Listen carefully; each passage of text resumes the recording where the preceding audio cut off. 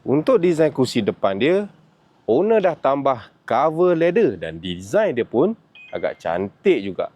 Dengan kat sini, owner dah tambah aksesoris armrest. Ini desain untuk bahagian dashboard dia.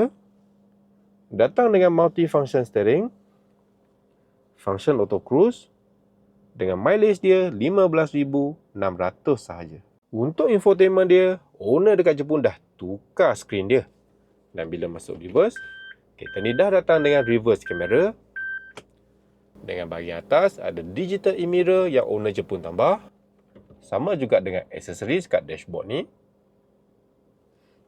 Dengan gear knob, aksesoris. Dan juga kapet yang kalis air. Dengan bahagian bawah ada lagi original kapet dia. Untuk bahagian belakang datang dengan dua seating yang sesuai untuk short distance. So, untuk yang berminat dengan kereta ni, korang boleh roger je terus. Okay guys, jom kita tengok belakang pula.